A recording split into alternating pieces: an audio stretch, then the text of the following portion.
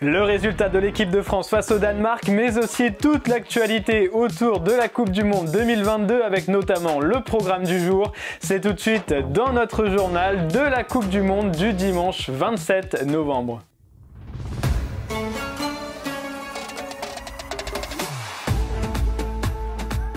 L'Argentine peut dire merci à Messi. La star du PSG a sauvé sa sélection face au Mexique hier soir.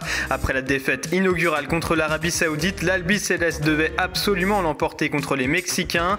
Chose faite grâce au génie de Lionel Messi, auteur d'un but et d'une passe décisive. Le numéro 10 a porté sur ses épaules l'Argentine, qui peut maintenant souffler un gros ouf de soulagement, comme en témoignent les scènes de joie dans le vestiaire argentin.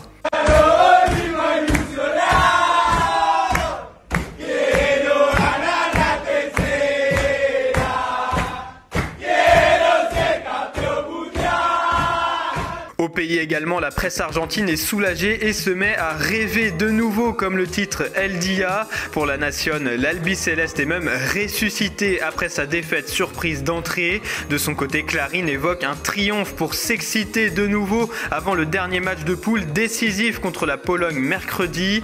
Et le même homme est à chaque fois en une des quotidiens argentins. Il s'agit évidemment de Lionel Messi. L'ancien Barcelonais a porté son équipe sur ses épaules et s'est rapproché des plus grands records de l'histoire de sa sélection. Avec 21 matchs joués en Coupe du Monde, la Pulga a égalé ce record d'apparition de Diego Maradona. Mais ce n'est pas tout, il a surtout inscrit son 8e but en phase finale dans un mondial, soit là aussi autant qu'El Pibe de Oro.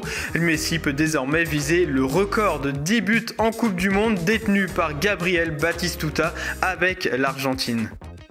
L'équipe de France a assuré sa qualification pour les 8e de finale de la Coupe du Monde 2022 hier soir en battant le Danemark 2-1. Première nation qualifiée de ce mondial, les Bleus de Didier Deschamps ont brisé la malédiction du champion du monde en titre. Depuis 2002, 4 des 5 derniers vainqueurs avaient été éliminés dès la phase de poule. Une malédiction contrée grâce au talent de Kylian Mbappé. L'attaquant du PSG s'est offert un doublé et continue de marquer l'histoire. Avec 31 buts en sélection, il est déjà à l'égal de Zinedine Zidane à seulement 23 ans et il a désormais devant lui David Trezeguet dans son viseur qui compte seulement 3 buts de plus que lui.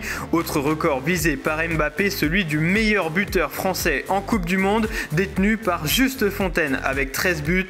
Le natif de Bondy en est déjà à 7 buts en phase finale. Et on vous en parlait hier, Karim Benzema aurait été un problème dans le groupe de l'équipe de France avant sa blessure. D'après l'équipe, l'ambiance serait bien meilleure depuis le départ du Madrilène. Une rumeur totalement démentie par Aurélien Tchouaméni, son coéquipier au Real Madrid, après le match contre le Danemark. Je voulais revenir sur quelque chose qu'on a vu concernant le départ de Karim.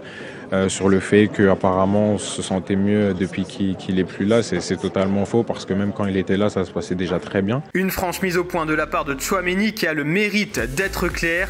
Avec ou sans Benzema, les Bleus vont très bien, merci pour eux.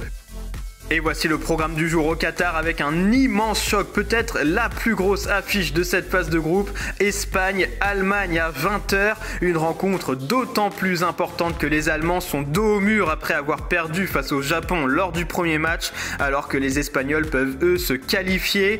Les Japonais justement affrontent le Costa Rica à 11h dans ce groupe E. Dans la poule F, la Belgique peut elle aussi obtenir sa qualification en cas de victoire face au Maroc à 14h.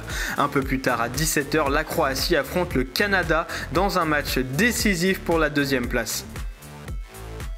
Et voilà pour toute l'actualité autour du mondial en ce dimanche. Merci de nous avoir suivis. N'oubliez pas de vous abonner et de liker cette vidéo. Et on se retrouve bientôt pour un nouveau journal de Made in Foot.